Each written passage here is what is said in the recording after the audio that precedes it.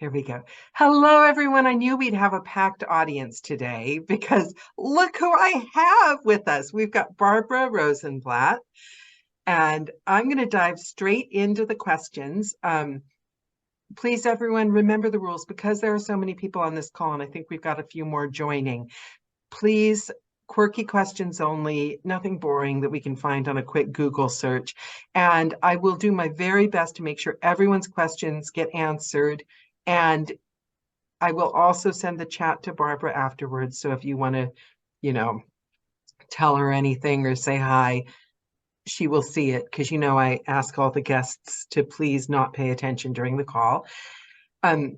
So I did cheat a little bit and start a tiny bit of a chat before the call, but I want to dive right into this question that's been bugging me for days, Barbara. I saw a clip that's out of you on Orange is the New Black, and it was Miss Rosa's getaway where you run over the character.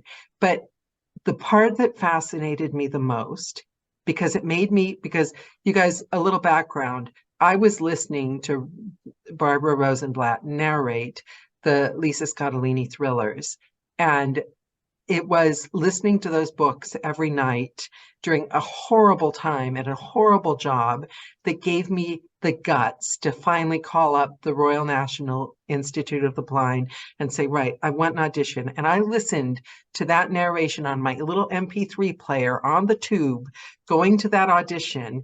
And I was determined to channel that confidence and that feeling of a good friend. I just got lost in it. It's not even a book that maybe I would pick up and read, but because of the way you narrated the characters, I completely forgot you were there. I thought I was there alone with the characters. And when I saw that clip of you in Orange is the New Black, something you did when you were first making the getaway and you're in the car and you're kind of like checking the door and the movements you made, right? The way you were in the moment, you were attached to those movements, because most actors, myself included, you would do the minimal buying into the moment, right? You would feel that you were there and you would try to channel, the excitement, whatever she's feeling. But everything you did was so precise. There was a moment that you checked that door that was like, it was like an actual physical decision the character made. And that was the element, I realized watching that made the audiobook I listened to that drew me in. That, and Johnny Heller and everyone's always telling us, and we know it as actors, and even those of us that started as narrators, be in the moment, right? Everything else goes, you're from the character. But how do you actually get into that? Is that just muscle memory? I've never seen anyone translate that physical acting into vocal narration so exquisitely. Well, gee, thanks. Welcome. I appreciate the kind words. Whenever I've taught this stuff, done master classes for audiobooks, and I think the single most important thing that I can actually equate with every other branch of show business that I ever have to do, or rather deal with, whether it's radio or film or television or theater, is despite all the preparation, despite all the homework you do, and all the rest you get, all the apples you eat, and you get in there and there you are. There's the mic and there's you. And I will always say to everyone, no matter how prepared you are, allow yourself to be surprised. Because as you actually start the work and you start to give voice to all of this, your natural juices as an actor start to bubble up and you think, oh, wait a minute. Let's slow this down just a tad. And there's a little bit more excitement here. So let's put a breath right here. Something that you wouldn't have thought of until you actually get into the studio and start the work. And when you do that, both on the stage and on film, when you allow yourself that, how shall I put this? It's actually a childish welcoming of the unknown in your professional prepared state, so that you can take the richness of what you're doing and yet add that sparkle of not quite sure, but I like where this is going. Let me play a little bit. And you'll find that the freshness and the excitement is there. And you have centered your listeners, hopefully, and they'll stay with you. And you're right. I like to recede into the background and allow the book to do the work. Because whenever you're in the studio, people go, oh, it's such lonely work. But, you know, the author is always there with you, always. And as long as you respect that relationship, you're really having a conversation with him and you, and ultimately your audience. Yeah, the father and the cannoli. I know him like I've known an uncle. Like I know all the characters, and they all have the same name. I think they all have the same name. These three old guys. Yeah, you know, it's hilarious. It's just, I love that book. It was the funniest. And the thing is, and I confess right now, I've never watched the actual show, The Orange is the New Black. Mm-hmm. Just because I've been over here, I've been watching a lot of British shows, so I've missed a lot of the big things that have come out. But just from watching that clip, I loved Rosa. I was like, you're going to be okay. Get out. I was rooting for something about the tiny physical movements. And yeah, do you think a lot of that though is innate, or do you think some of it's innate? Some of it is you are rather practiced after many years of doing it.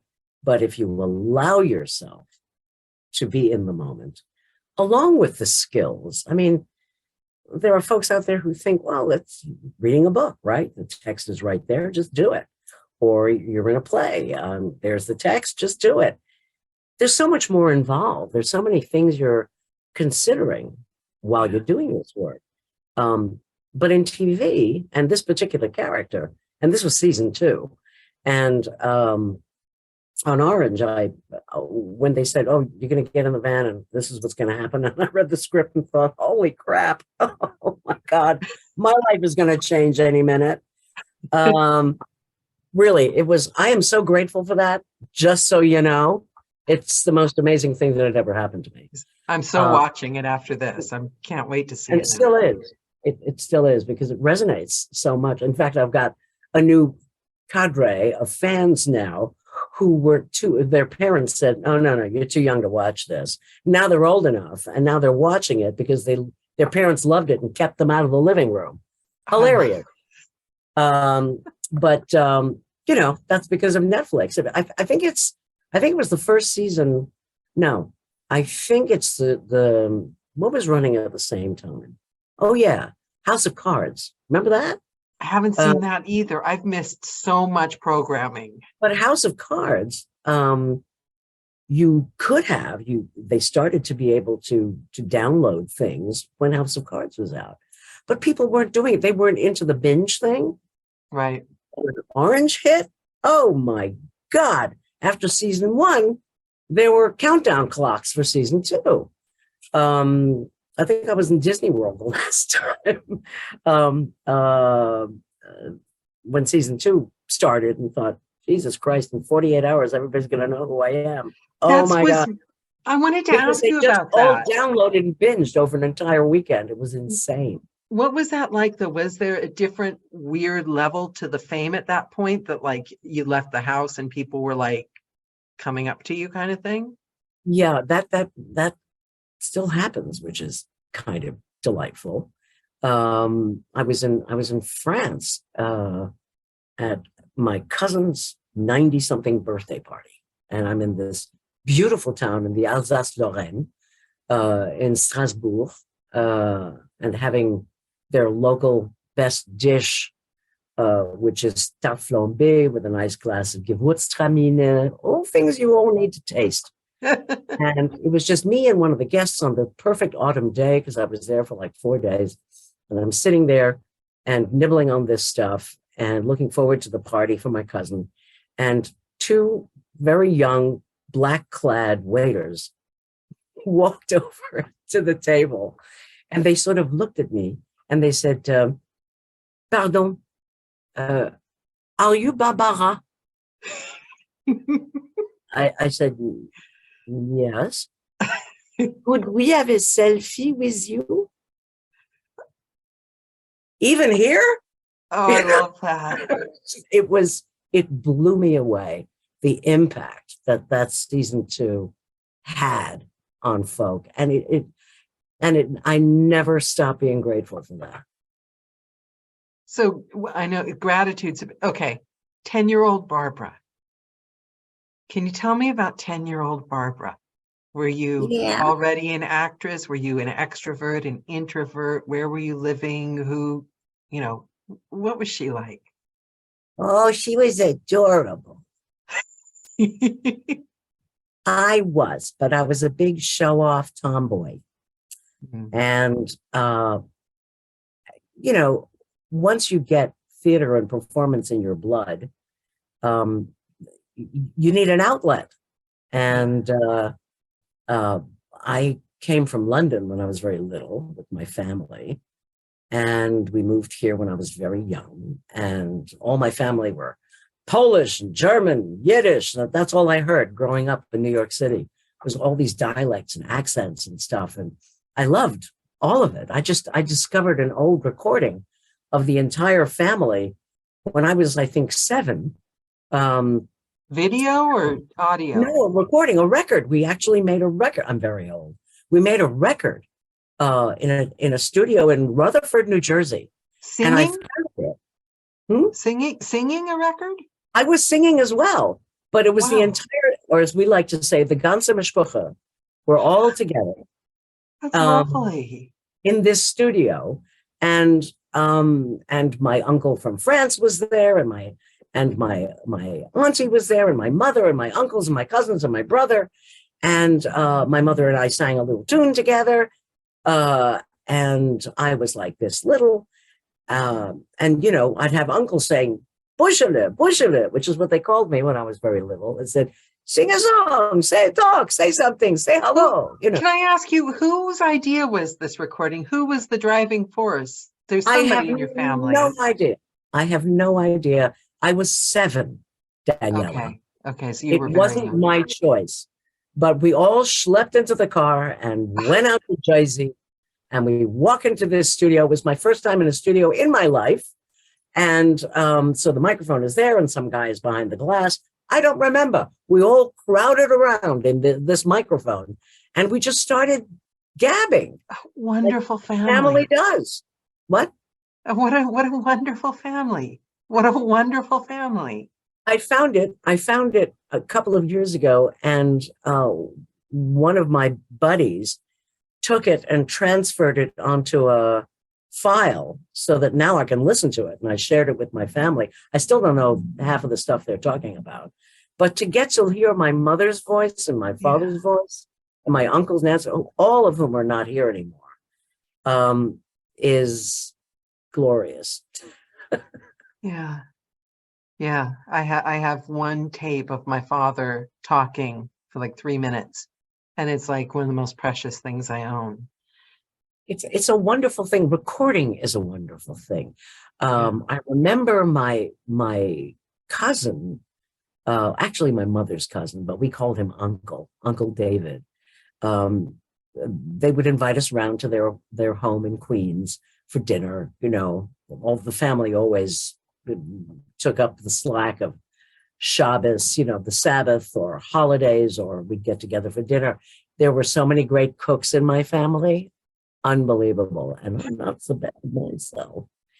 And I went to Uncle David's and Auntie Sarah's once, and I think I was around 10.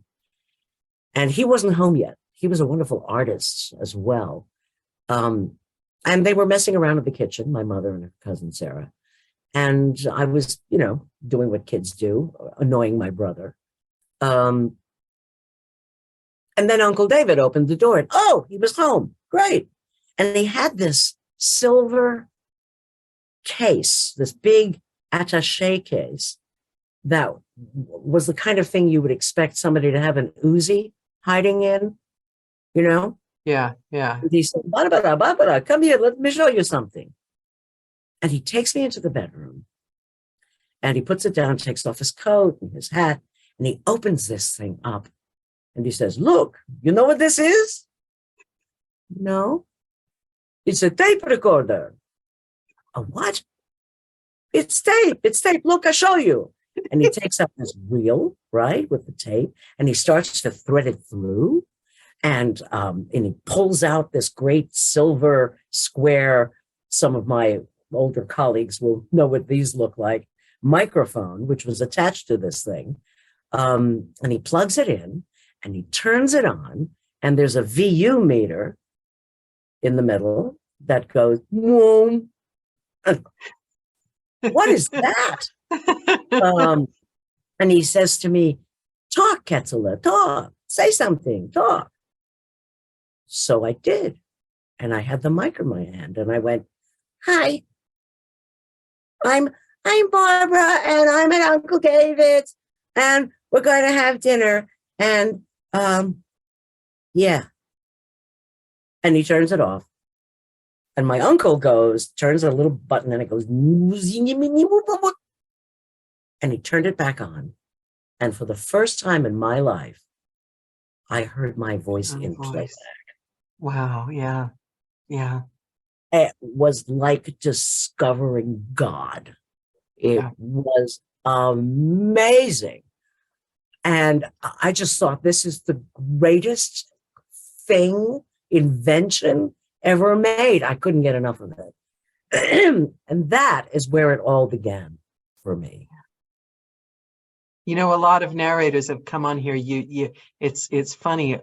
A lot of us as little children, we had not that experience, but a similar experience with, I got a tape recorder and I started to listen to my own. But so a lot of us, I think, logged a lot of hours in our room.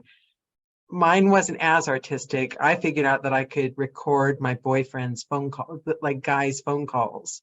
So I would put a little Radio Shack bug on the phone and record the phone calls and listen back to try to make myself sound sexy and glamorous. And I would, but I got there in the end. A lot of people, for the sake of art. So did you go through, the high school and all that? Was it big dreams? I'm going to be in drama school. I'm going to be an actress, or did you get derailed like a lot of people do at some point? My father derailed a little bit of it because when I was I did a talent show at George Washington High School, which is about 4 blocks from here in Washington Heights in Upper Manhattan, which is where I am right now in my office. And I did this talent show, and I remember the big fabulous pink dress I wore, and I sang a song, and some guy came up to me at the end, and I think it was something about representation or whatever. I mean, what was I? I was like 15. Wow. And I'm old. We're all old.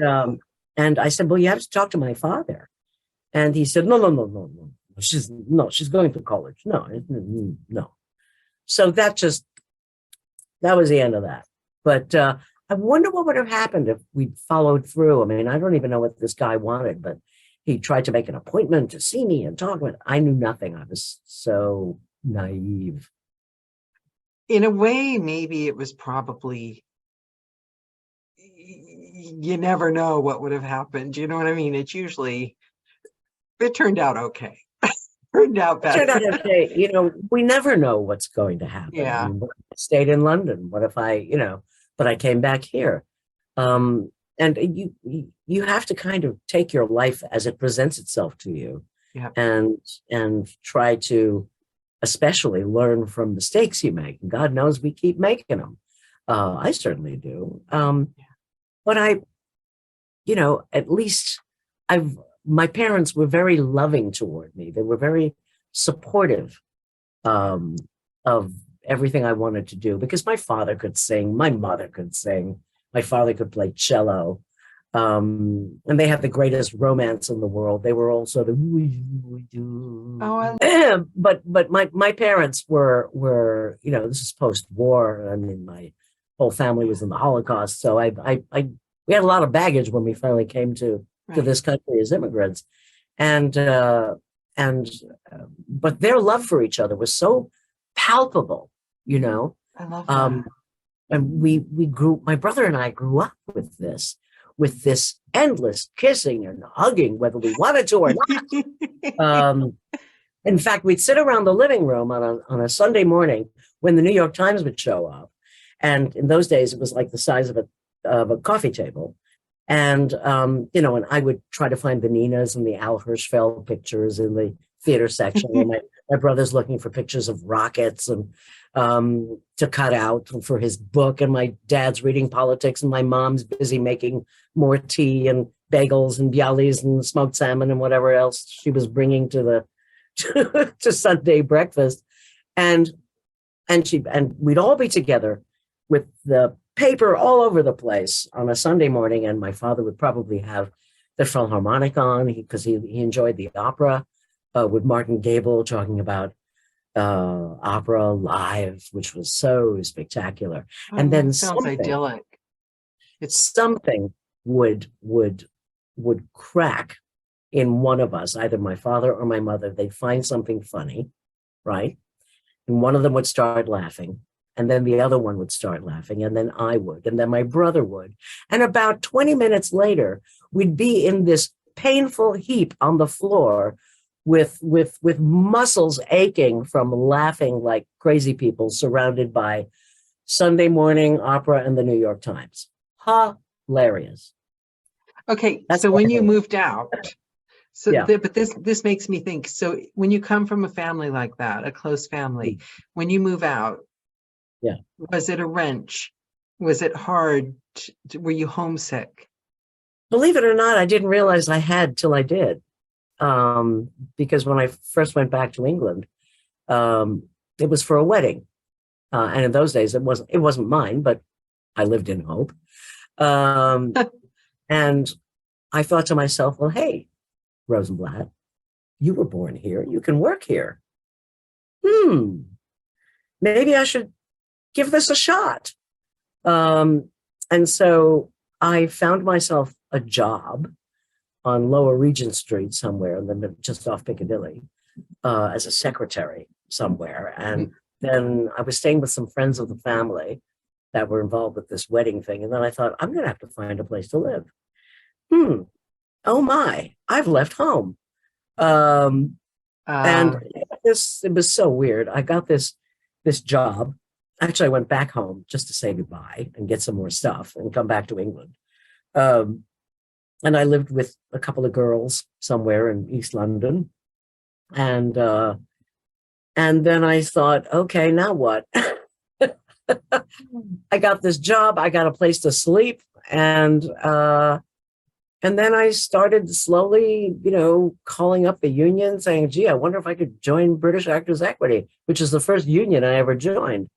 And when I called them, I spoke to, I'll never forget this guy. I never got to meet him. His name was Frank Lee, and he's no longer with us. But I called up and I said, hello, I'm an American. I'm living in London, but I was born here, and I would love to get an equity card, and I don't know how to do this. And what should I do? And blah, blah, blah, blah, blah, blah. And he started asking me questions. We were chatting about life in America, life here. And you have to remember, this is way decades ago, right? Yeah. And he said, well, you know what? I can probably help you get in on the variety side to get a temporary card, so that if you actually book an equity job, then it'll be good for 6 months. But if it takes you to the West End or gets you into any other place, then you will get a full ride. And I thought, okay. So he made this happen. There's always somebody in somebody's life who actually made it happen. He's the guy who made it happen. Yeah, we said that. Look for the helpers. There's always someone there. We said that in the last call. It's true. It's true. Look for the helpers. Reach your hand out to the universe. And he made it happen. So I got my equity card, and I think I did, what variety did I do? Oh, music hall. I did some music hall because I could, singing old music hall numbers at a pub. That's so much fun. I'm so jealous. Oh yeah. Oh, I do like to be beside the seaside. Oh, that kind of rubbish. Yeah. And then I got my first show, which was a tour of the second national tour of Godspell. Hello, anybody know Godspell? Godspell. Yeah. And Godspell was 6 months on the road, and then they decided to bring the second national tour to the West End. And that's what got me my full ride. Okay, so, I'm going to stop because I've got a question. Yes, ma'am. At this time, because when we go further, then it won't be relevant. At this time, what was the feeling? Were you, it feels to me like you're generally just having fun. Like there's not a lot of angst and anxiety and, oh my God, I'm never going to make it going on. Are you just a person that's kind of has fun and is enjoying who you are at the moment? I think I have my head in the sand most of the time because I don't take life that seriously. Perhaps I should take it more seriously because I need more self-discipline. And anybody who's seen my records and stuff can tell me that's I don't do that really, really well. And I kind of, shoot from the hip. But I like life and I like people. And so I guess I just threw myself into this thing, meeting folk, learning, listening, trying, failing. I didn't get too depressed. I finally got a bed sit, and that created the possibility to get an apartment or a flat. And I just let life happen. There's a lot to be said for hanging on loosely, not holding too tightly. Right. And it was funny. I didn't get to go home all that much because it was frightfully expensive to go do that. And I didn't have a lot of money. I had hardly anything.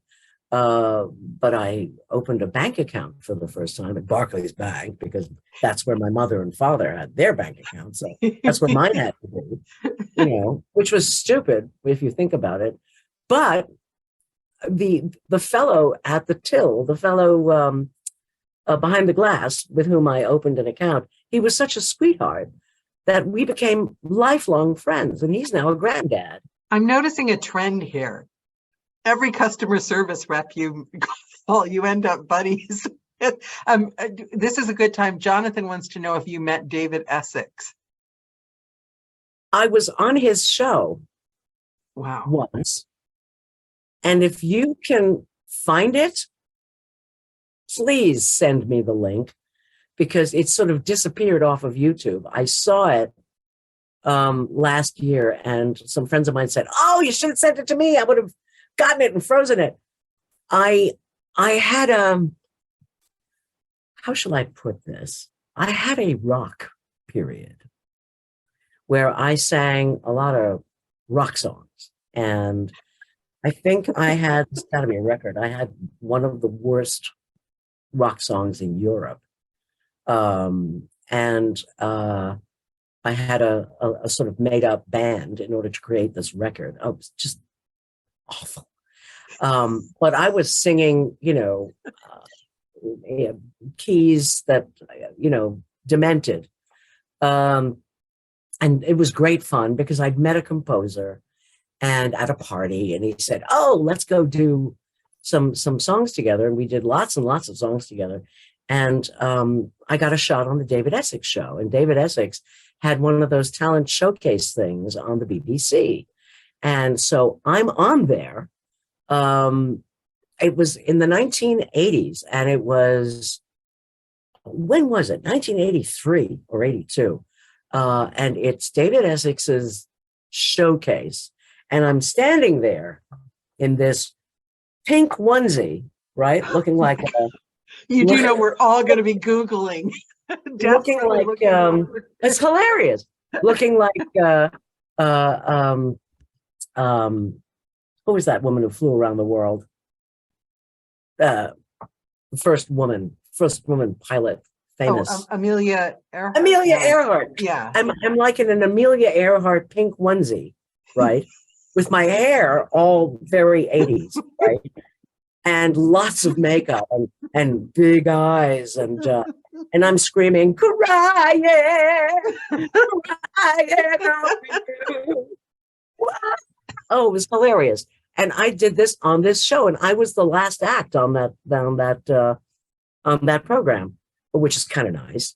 And I can't find it. So if any of you guys can hunt it down for me, I'm looking at you. If anyone can find it, these guys can. I went to YouTube. I think I went to, David Essex, 1982 showcase talent, Rosenblat, something, and I had it for a while, and I sent it to a whole bunch of folks. And I sent it to a bunch of folks, and they looked at it and went, "Oh my God, I can't believe you did that back in the 80s." But I did, and it was a lot of fun. Kim says, "What was the name of your band?" Sorry, I don't sorry? mean to interrupt. Kim says, "What was the name of your band?" The name of the band was, are you ready for this? Okay, pay attention. Juanita Gucci and the Orchard Street Bagel Band. I know. I have the record to prove it. I do. I don't think the band wasn't there. The band wasn't there. I was. So it was really, that was the band that won, worst rock group in Europe. And it was hilarious. But it's all grist for the mill, my dear. Too bad they weren't around. They could have done Eurovision. Well, it was more Euro blind than Eurovision, no. I think. But I certainly had a good time. I've done all kinds of stuff. I've waited tables and, done whatever it took to just stay relevant, stay in the mix. But all of those moments, all of those things that you do, all of those encounters and friendships that you make, they all feed into the craft. That's what you need to remember. Right. And who you are behind your narrating and your acting, people subconsciously sense it anyway. If you're an angry, unhappy person and you're the best actor in the world, people won't know. I feel like people won't know why, but they'll know something's behind there. Don't you think? I think you can read that. It's like you can read when a dog is afraid, I mean, there are signals, right? It's funny. I recorded a book many, many years ago, which still stays with me because it was so horrible. It was called "We Need to Talk About Kevin." And there was a movie. I saw that the other day. That's weird. It's an epistolary story about a mother relating the story of her, I don't know, evil seed son and her husband, who is not at all understanding what this boy is capable of. The story is awful. I mean, but it was brilliantly written, and I was very thrilled to record it. But I was like shattered at the end of it, like, bleh. And sometimes, I guess it's because I'm a mess of emotions and reactions. I had to immediately start another audiobook. And I realized that I was still carrying the baggage from the last thing I did. Yeah. I'm sure that happens to a lot of my colleagues out there, because when you're completely enmeshed and focused on something that utterly drains you, it's hard to unhook from that. With audiobooks, that you just gave me a thought. I think it's Daniel Day-Lewis is famous for like taking his acting like into his private life. I might have the actor wrong, but I thought it was him. And with audiobooks, so many times, when you get that really heavy book, mine was the environment. It was written by an environmentalist about how we were killing all the birds and the song in the world. And like, I cried. Like every moment I wasn't narrating, I was pretty much just in a heap on the floor crying about what we're doing to the world. You know what I mean? It was profound. It was good. But it's like we're all Daniel Day-Lewis, right? Isn't it? Like we hold the book. You don't just leave it in the booth, do you? Well, so many actors will say to you, well, when I'm done for a day's shoot, I've done some TV, I'm done, I'm out of there. It doesn't matter how difficult the scene was, I have to cut myself off from all of that pain or whatever it is I had to go through to give some good art that day. It's a hard thing to do, but especially if you're doing a play with 8 shows a week, that can be wrenching. But you have to learn how to walk away from that emotional drain. In my case, after doing We Need to Talk About Kevin, I had to start a book immediately, I think like the next morning.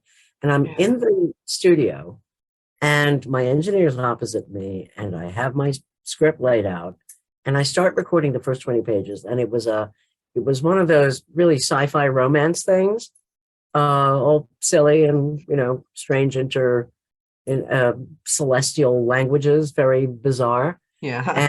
And within the first half hour, I said, stop. Then why? What's wrong?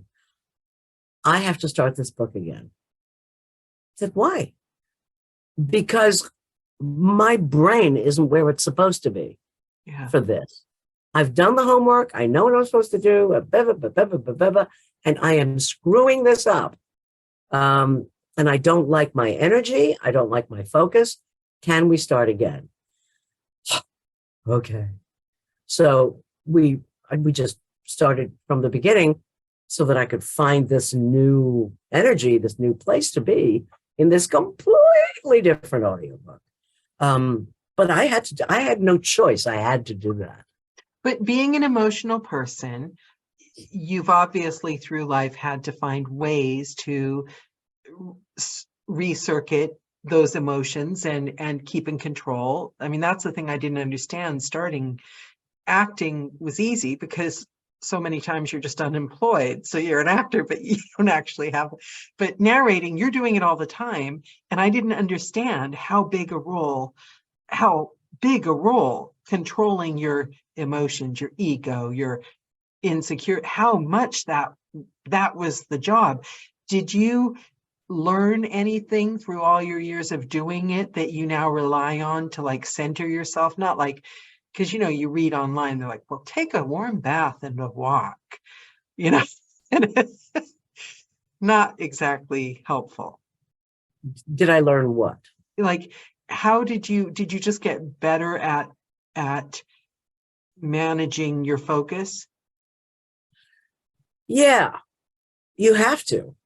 But then that's the result of years of doing lots of different things.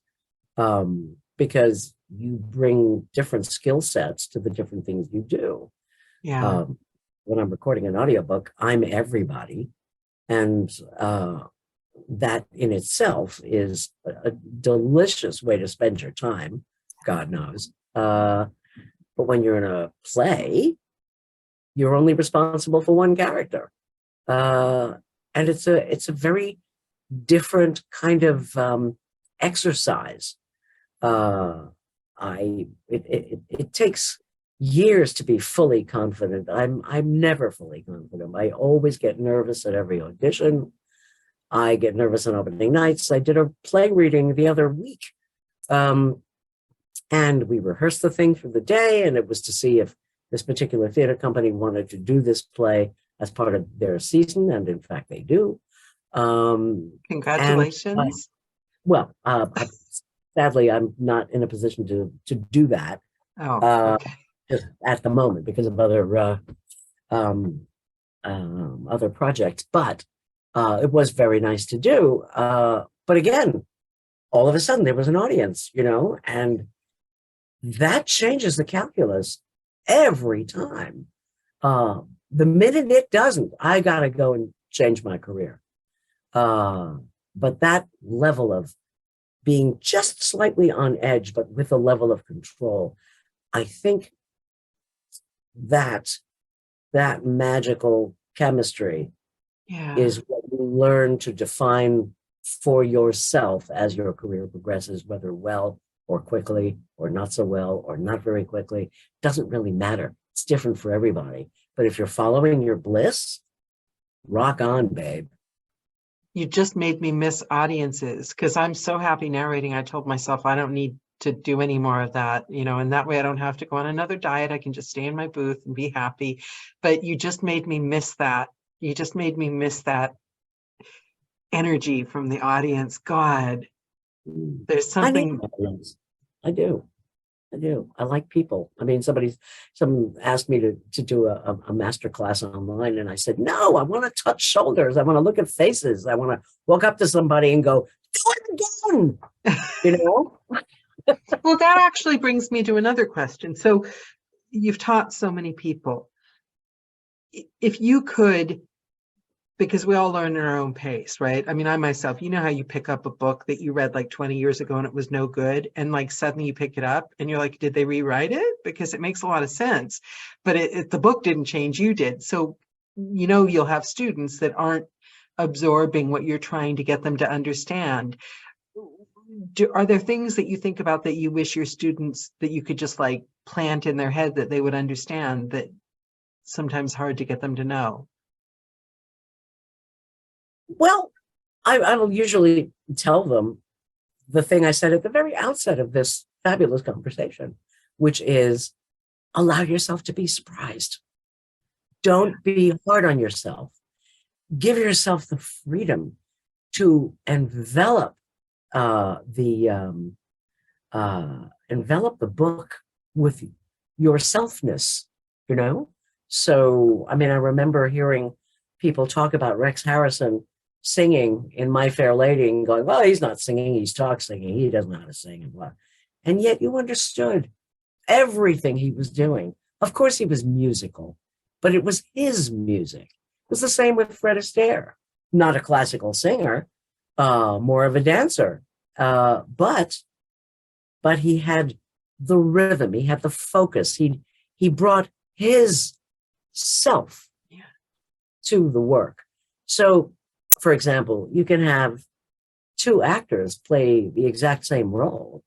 And this happens all the time because there are plays which are cast across the country, and they all have different casts to them, and they're all perfectly acceptable performances. But they bring something else. Each of them brings something unique to their particular dramatic journey. So a book of mine might have been recorded by someone else, and that has happened in my career. And we bring different things to the studio. I don't think that happens as much anymore, which is good, probably, because I get complaints if somebody else picks up a series that I've done, and it's like, wait, what? Yeah. It's happened. But then that's something out of our control. But anyway, I digress. And a lot of those things, it's weird because I have this interesting relationship with you. You have to learn to tick all the boxes and do this, and everything's changed in this online age. So a lot of it is the business, and the business, as in every business, always encroaches upon what you want to. Just leave me alone. I just want to do my, but there's the business of things. And so I'm redoing kind of my website and demos, and you try to learn all the rules so then you can show your own. And what you said about, I think that indefinable, that thing that each of us has, That's what they're trying to tell us with the branding and the be authentic. But it feels like the more authentic you try to be, they go, no, no, no, no, not that authentic. We want a different authentic. We want the authentic that fits the rules. So it's a trick of just being yourself, right? In the moment, and presenting that, and ignoring, maybe doing the best you can to be professional. I'm not explaining this well, but ignoring the molding yourself into the herd to be This is such a successful. touchy subject. It's very touchy. Yeah. Because you want to bring your A game. Yeah. Yeah. Anything you do. And I think one of the things I started to get better at as I aged is learning how to listen and read the room. Listening, paying attention to find out what is being asked of you is critical. I'm getting better. I'm a late developer. My mother would always say to me, Daniela, everything comes to those who wait. I'm waiting.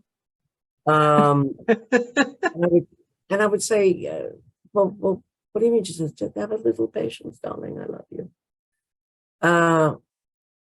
But when you listen, you can pick up a hell of a lot more cues if you know when to shut up. Just pay attention and be thoughtful. You learn more. It's taken me all of these years to learn that. Learning how to get out of your own way. Yeah. There's a trick. Learn how to do that. And that's an eye, and you think you are, right? But try to practice. We all have to update our website occasionally. Try doing that. Try to ask yourself, am I really serving myself? Do I need to evolve? What do I need to change? Listen to the experts.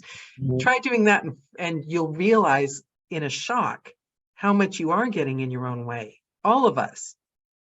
Well, yes. I mean, exactly. For actors who are asked on endless sites who teach all of this stuff, whether it's theater training or voice work, whatever it is, you want to be real, you want to be your best self, but you also want to be humble, and you want to give off an impression of being maybe not full of yourself is not the word, but confident yet humble, yet confident. So where does the rest of my life fit in there? Being me is a fine thing to go for, but when you listen a little bit more and you speak to folk and you start to get the cues that are coming back at you, it's an easier way to have a conversation when you're auditioning for stuff. I mean, I realize everything is now online and digital but I couldn't have dreamed 3 years ago that I could be sitting here doing these wonderful conversations or the interviews I've done or Zoom calls and stuff 3 years ago. I mean, prior to that, none of us ever heard of any of this stuff. And me being a techno zombie, it's been a very, very steep learning curve since March of 2020. Do you enjoy it? No, really? Do you not like Zoom calls or? I hate all of this. See this thing behind me? Yeah. My studio. I never had a studio in my house before. Never. Yeah. But March of 2020, I thought the world had come to an end. It was awful. Really. Was horrible. And I had just had this room redone, and I thought, I'm not going to ruin the zen in here. And I had some friends come over with industrial masks on their faces and a bottle of wine. This is when walking out of your door here in New York City meant stepping onto a petri dish. Yeah. And they came over, and I got out the cheese and the baguette, and we sat there, and I was a mess, I have to tell you. An absolute mess. And so they came around here to the office and they walked around and they went, Rosenblat, you're going to have to lose 40 decibels in here. I said, what now? You're going to have to lose like 40 decibels. I said, what are you talking about? Well, if you're going to work at home, what do you mean work at home? I don't work at home. I go to a studio. There's an engineer. What are you talking about? It was just, it was horrible. Yeah. And then, but just prior to the world coming to a close, I'd been doing ADR, which is automatic dialogue replacement or dubbing or looping. Yeah, I've got friends who do that. For a Brazilian zombie series on Netflix called Reality Z. Oh, and I was one of the leads in that. I was one of the leads in that, and and we were halfway through the series when all came to a close. And so I'm sitting at home one day, and my producer, Michael, that I'd worked with on this Netflix series, calls me up and says, Barbara, Netflix is breathing down my neck. We've got to finish this. I said, okay. How do you plan to do that, big boy? And he said, well, we'll have to get you a studio in your home. I went, in my home? Wow. So he went to this company called Vocal Booth to Go and ordered something. This is April now of 2020. And it came in 2 boxes, probably from China. I don't know, but they're made, I think, in Maryland. And basically these are sound blankets, and they're on stilts. Yeah. It's and they managed to even put views from my phone. I was going to say, it looks gorgeous. Well, it's lovely. Of course, when I first got it, it was put together with chewing gum and Band-Aids. And because I just had like a TV table in there, I had nothing. And I had to convert my microphone into a stand mic. But I had to drive down to Brooklyn, get him, put him in my car. He's got a mask on in the back, and I've got a mask on in the front. It's April of 2020, and I schlepped him all the way up to my house. And we spent the weekend with him building this thing in here. And he sat where I am right now with his little toolbox, his iPad and all of those things. And I'm in there for the first time in my life. And over the weekend, we finished the entire thing. And I thought, oh my God, I can record at home. And that sort of calmed me down enormously, because although it's not soundproof, there's no bounce, there's no reflection in there. And you can work. You've got control again suddenly. Right. And I also have an interface between the laptop and the microphone. Yeah. And I have a filmmaker buddy who very kindly offered me an extra sound blanket for the floor of this thing. So there's even more baffling inside. Anyway, somebody called up and said, Barbara, would you record this audiobook? And it was part of a series I'd done for some years. And I thought, well, geez, I wonder what it would be like to do it at home. With a remote director, of course, engineer, because the whole upload thing is a mystery to me. And apart from small MP3s on commercial auditions, I've been doing those for years. But the long form wave things, very hard.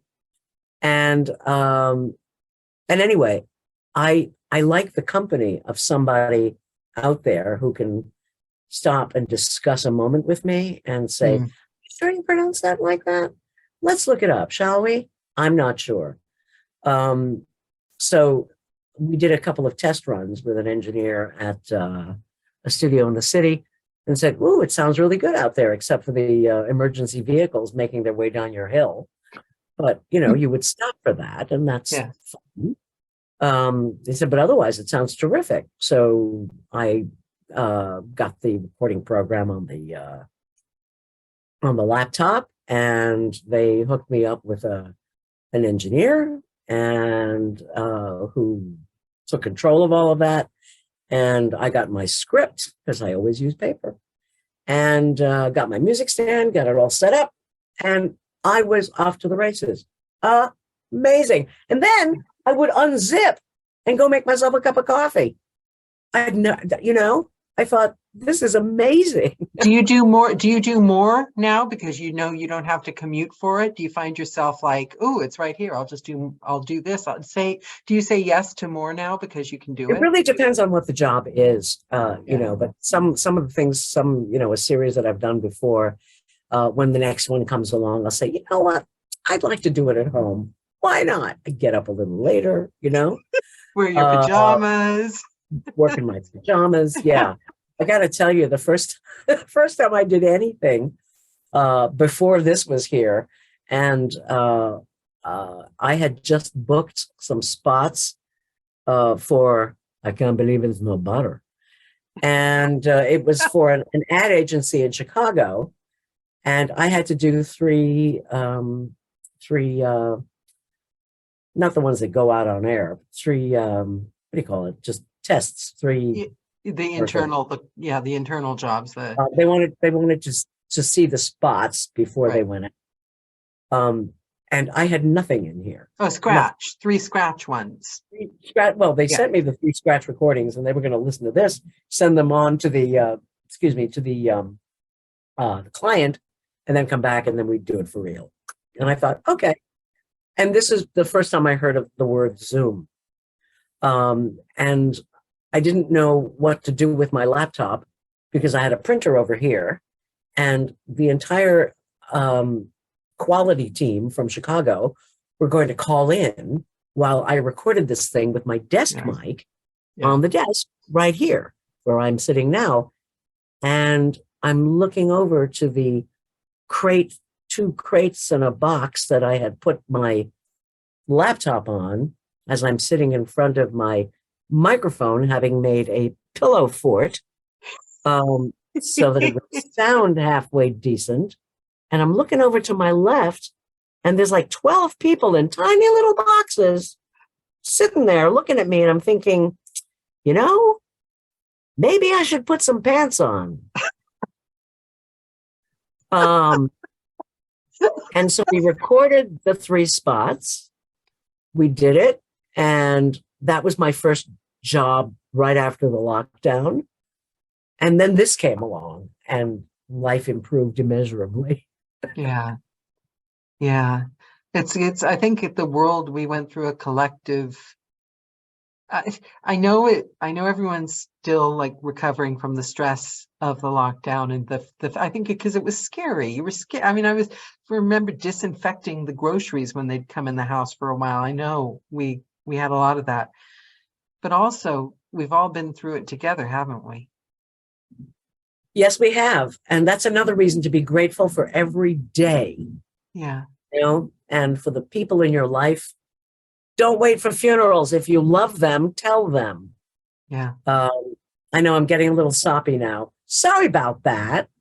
But I don't care. I think it's important. I've been very, very fortunate, and that I still get to do this and other stuff is spectacular. I just recorded Winnie the Pooh. My God, we were watching all the excitement about Winnie the Pooh online. It's like that's amazing to me. Yeah. And I recorded it right here. And my producer, George Czar, who is utterly brilliant, and we've done lots of stuff together. He was in Chicago, and because they came to me with the project, and I don't know about you, but I'd never read Winnie the Pooh as a child. Don't know why, but I didn't. I used to watch the movie when I was a little kid. It would come on. It was like the biggest night. That and My Fair Lady. If those 2 movies came on, everything stopped. Because I saw the movie, and so I was familiar with the whole Sterling Holloway, approach to Winnie. But this was very, very different. This was a wonderful English between the wars story. And so for me, it was a huge gift to get to record that. I'm thrilled with it. Well, I was thinking when you said that being soppy, it's funny because that whole conversation, I mean, we love sop here. I mean, we live for that stuff. But I was thinking about the how I got through the lockdown was these guys, was the Zoom calls, was like when you said call people you know and tell them you love them, I like wanted tell these guys because every single one of these people, they showed up every week. And Yeah. I saw smiling, shiny, happy faces. We went through the worries about dry spells together and the changes in the business together. So it's funny to me because to me I see Zoom as a lifesaver, you It know. took some of the loneliness away. I will grant you that. Yeah. As living in a high rise in New York, Yeah. in the middle of a pandemic, of course, for the first 6 months, New York was mine. It was. Can I tell you what it's like driving through Midtown Manhattan when there is nobody Was it anywhere? empty? Completely empty. It was like a Tom Cruise apocalyptic fictional sci-fi Wow. urban escape nightmare. Nobody, nowhere. It was insane to do that. So for about 6 months it was like that, and then things started to, come back. But I could go out to my terrace at 7 o'clock at night and applaud all the workers and the nurses and Yeah, they whatever, did that here too. bang things, and yeah, it was quite a time to be alive, and I Yeah. was grateful to be alive. God Yeah. knows it was frightening, but like you said, this Zoom meant I could, join a Passover Seder, celebrate somebody's birthday. I mean, they didn't have this 100 years ago, and so uh, we're living through astonishing times. And if you embrace the yin with the yang, which is the only way to live in New York, Yeah. I'm telling you now, um, you will survive. I do think funerals, that is the one thing I can't find a bright side about it. People having to go on Zoom for their love, that I can't find a bright side. I think that's just as human beings. I think we have a fundamental need to be able to be there for each other when we pass. And I think that's the Yes, one thing that's sad, that's the saddest about. I I can't find a lost bright I side. lost a very dear friend recently, a wonderful, wonderful audiobook narrator, Richard Ferrone, who passed away in Oh, 22. I didn't know him, but I've heard. A dear man. In fact, what's interesting, I was reading it on Audiophile magazine, he just got an earphone award for his latest book. Oh, Uh, and I thought, good for him, he's still getting awards, and he deserves it. He yeah, deserves it. Because yeah, he's not only he was, I can't even talk about him in the past tense. This is really hard because yeah. we were good friends, very close, him and his wife, Cynthia Darlow. Um, and I, and I think to myself, how lucky that the world has a legacy from him that, when you think if for some reason you disappeared tomorrow, there would be a way to keep you close. Yeah. And his recordings will do that. And what a joy to have so much good stuff, which goes back to the beginning of our conversation, having found the recording of my mother and my father and my uncles and me That's when I'm amazing. 7. The human voice, when it tells a story and you can freeze it in time and unlock it anytime you want, that is a miracle. That is heaven on earth. I'm a very lucky human being. And even past the people that you know and that you love, have you ever heard of someone called Leo? I listened to him when I was very young, so I'm probably mispronouncing his surname. Buscaglia, Leo Buscat. He taught university classes and he wrote several books, and he's passed away many years now, but he taught love.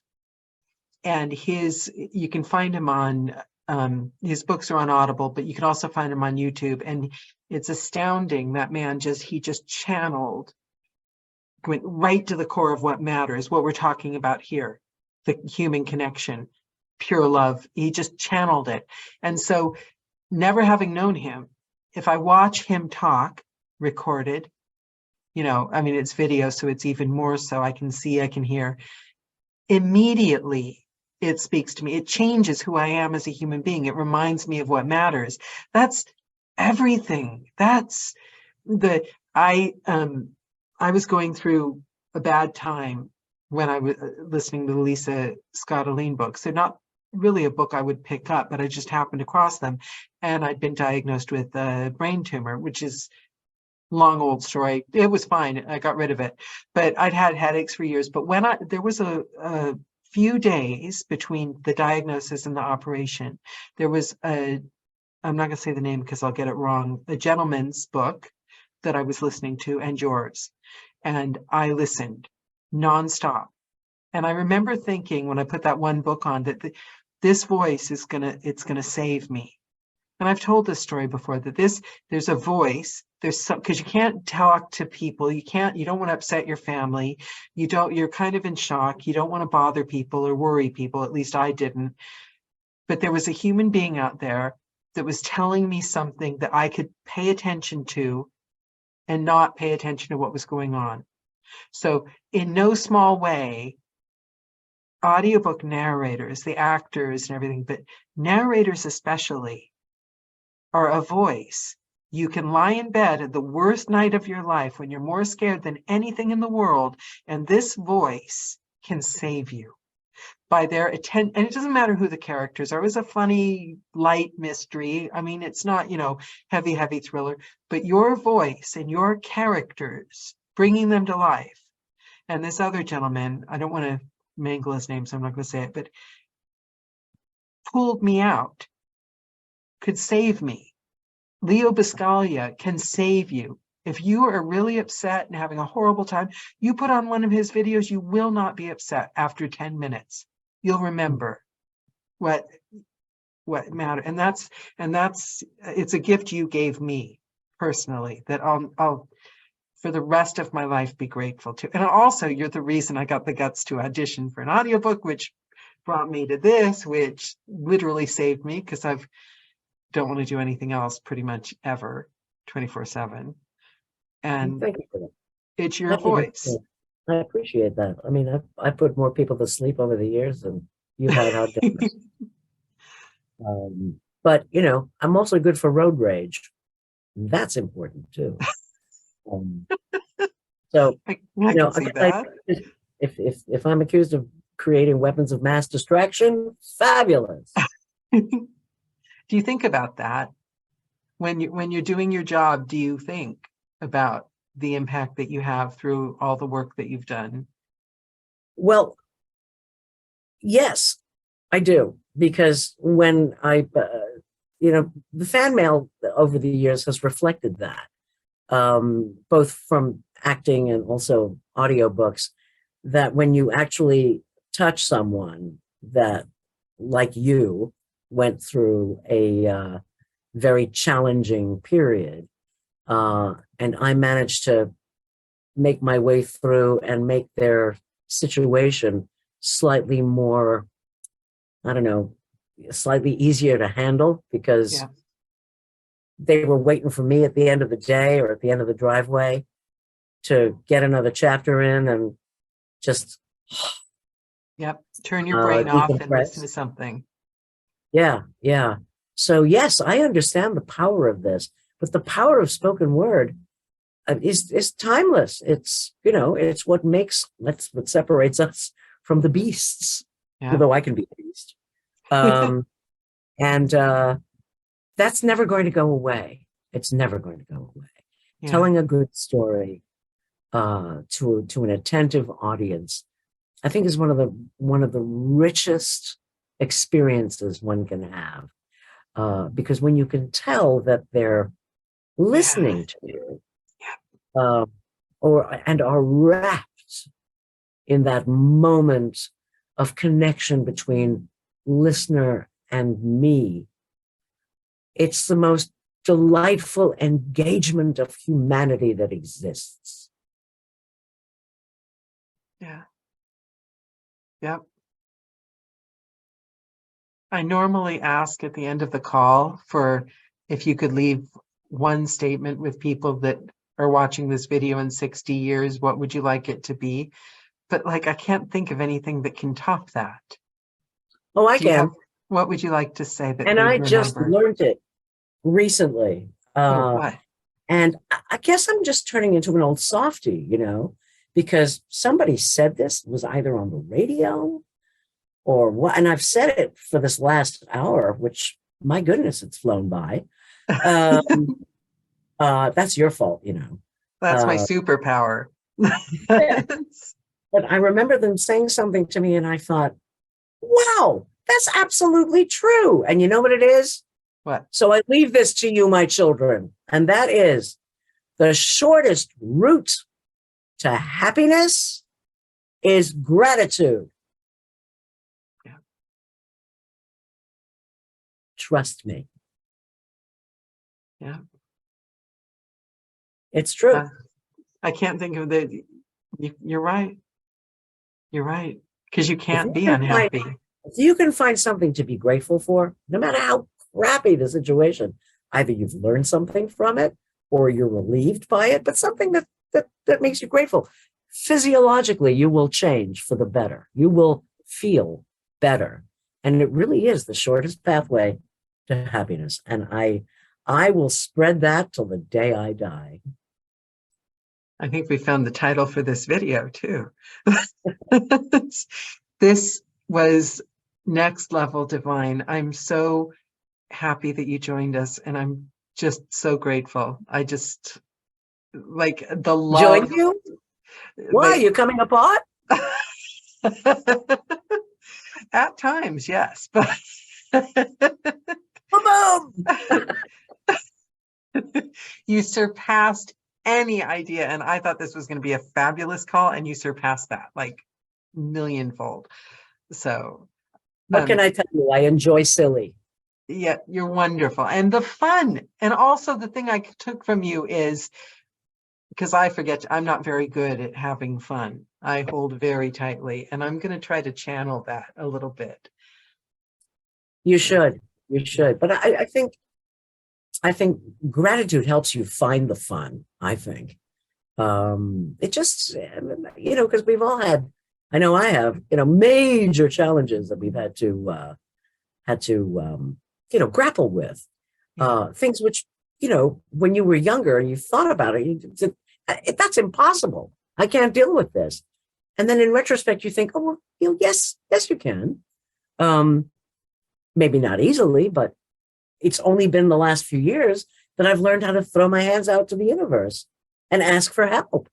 Well, right there, you see, it's a little bit of trust and faith in there. It's because I am very grateful all the time. But then what I do, and I know I came from a long line of warriors, and so I do the whole, I'm so grateful. I love my husband. I hope he doesn't die. Does he look like he's not well? Oh, I love my bird. He's not very young anymore. I probably don't have much time. So there's always the extra bit on the end of the gratitude. I'm grateful for this, and I'm going to lose it any day now. You got to have like hope. Oh, darling, put the kettle on, have a cup of tea, you'll be fine. A little bit more tea and a little bit less gloom. So yes, I'm going to practice fun, gratitude and fun. Good. Yes. Thank you very much, Barbara Rosenblat. It was a pure joy. And you guys, thank you for coming. Bye. Thanks for putting up with me. I'll send you the chat. So.